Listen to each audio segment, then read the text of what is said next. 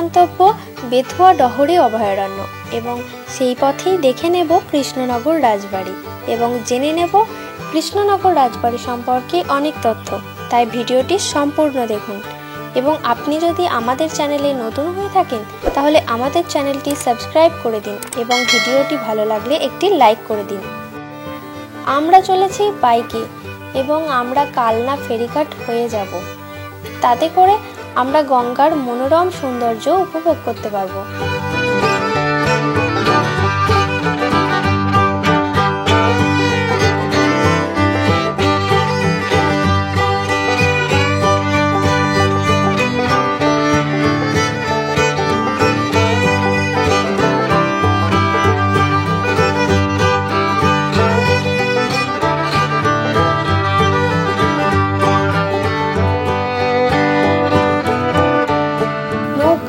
বা ভেসেলের মাধ্যমে আপনি যখন গঙ্গা পার হবেন তখন আপনি একটি সুন্দর মনোরম দৃশ্য উপভোগ করবেন, যাতে করে আপনার এনার্জি আরো অনেক গুণে বেড়ে যাবে।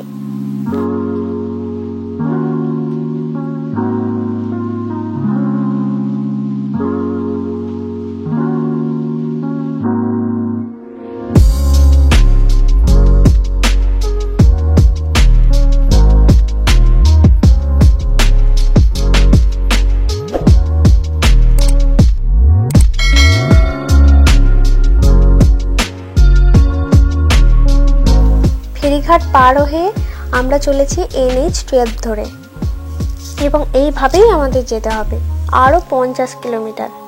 কলকাতা থেকে বেথুয়া ডহরির দূরত্ব 133 কিলোমিটার এবং কৃষ্ণনগর রাজবাড়ির দূরত্ব 106 কিলোমিটার। জানুয়ারি মাসের দিকে গেলে আপনি রাস্তার দুপাশে অসাধারণ এক হলুদ সর্ষে ফুলের দৃশ্য উপভোগ করবেন।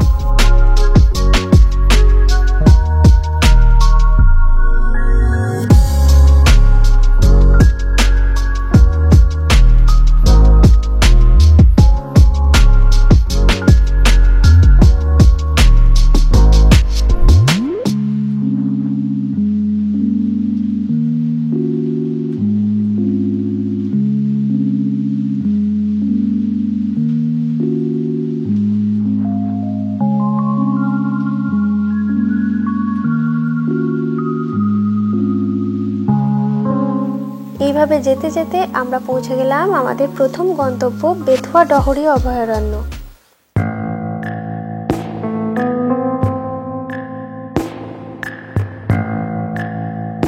অভয়ারণ্যে দাগযুক্ত হরিণ, বেঙ্গল শেয়ার, পর্কুপাইন এবং সাধারণ ল্যাঙ্গুরের বিশাল জনসংখ্যা রয়েছে। পাখির প্রজাতির মধ্যে রয়েছে প্যারাকিট, ভারতীয় কোকিল, বারবেট এবং অন্যান্য ছোট পাখি এবং সরীসৃপ ও উভয়চর প্রাণীদের মধ্যে রয়েছে পাইথন, মনিটরের টিকটিকি এবং ঘড়িয়াল, যা এক ধরনের ছোট কুমির। অভয়ারণ্যতে প্রাথমিকভাবে ফটোগ্রাফার ও পর্যটকদের জন্য দুর্দান্ত জায়গা। এছাড়াও এখানে একটি ছোট পিকনিক স্পট আছে। আপনি চাইলে একদিনের জন্য এসে পিকনিকের আনন্দ উপভোগ করতে পারেন, তবে আনন্দ করতে এসে বন্য পরিবেশ নষ্ট করবেন না এবং বন্য জীবজন্তুদের বিরক্ত করবেন না।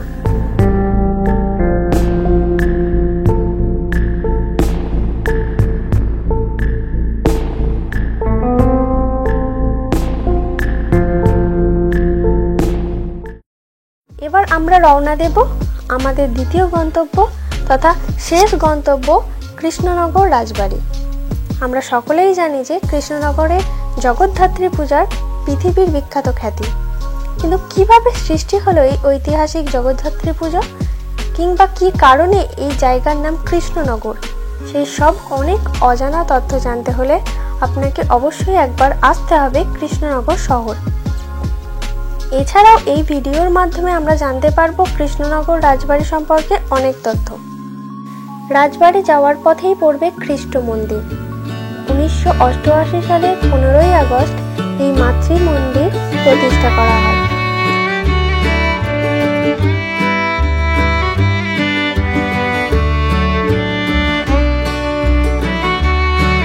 খ্রিস্ট মন্দিরের পাশেই আরেকটি আকর্ষণ রোমান ক্যাথলিক চার্চ, যার স্থাপত্য ও ভাস্কর্য অতুলনীয়।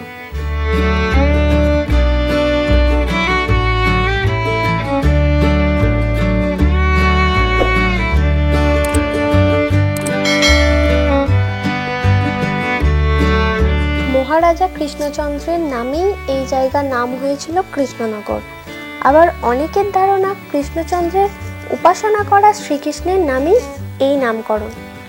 কৃষ্ণনগর রাজবাড়িটি এই অঞ্চলের প্রধান দর্শনীয় স্থান। রাজবাড়ি ঢোকার মুখেই পড়বে রাজা কৃষ্ণচন্দ্র নির্মিত নহবতখানাটি, যা সময়ের কালে ভেঙে পড়েছে এবং ইটের কঙ্কালও বেরিয়েছে। তবে শৌখিন স্থাপত্য শিল্পের নিদর্শন আজও অটুট। নহবতখানা থেকে একটু এগিয়ে এলেই দেখা মিলবে রাজবাড়ির মূল ফটকের গায়ে খোদাই করা কালী মায়ের স্তুতি। অর্থাৎ এর থেকে বোঝা যায় রাজা কৃষ্ণচন্দ্র ছিলেন শক্তির পূজারী। মূল ফটক থেকে উঁকি দিলেই দেখা যাবে রাজবাড়ির সিংহ দরজা, যা রাজা কৃষ্ণচন্দ্রের উৎকৃষ্ট শিল্পরুচির পরিচয় বহন করেছে এবং তুলে ধরেছে রাজবাড়ির ঐতিহ্য এবং জৌলুস। এবার জেনে নেওয়া যাক ঐতিহাসিক জগদ্ধাত্রী পূজা প্রচলন হলো কিভাবে সেই সম্পর্কিত তথ্য। কিংবদন্তি অনুসারে নবাব আলীবর্দীর রাজত্বকালে মহাবতযোগ্য রাজার নিকট থেকে 9 লক্ষ টাকা নজরানা দাবি করেন।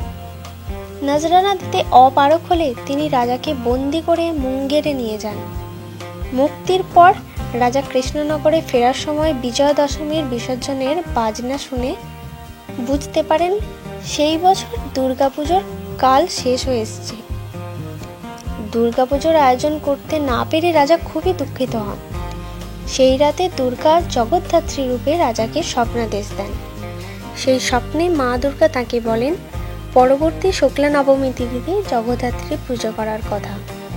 সেই স্বপ্ন অনুযায়ী রাজা কুমারী রূপে মা জগদ্ধাত্রী পূজার সূচনা করেন। মহারাজা কৃষ্ণচন্দ্র প্রচলিত সেই পূজা আজও বর্তমানে কৃষ্ণনগর ছাড়াও রিষড়া, চন্দননগর, ভদ্রেশ্বর, হুগলি, বইচিতে জগদ্ধাত্রী পূজা খুব জনপ্রিয়।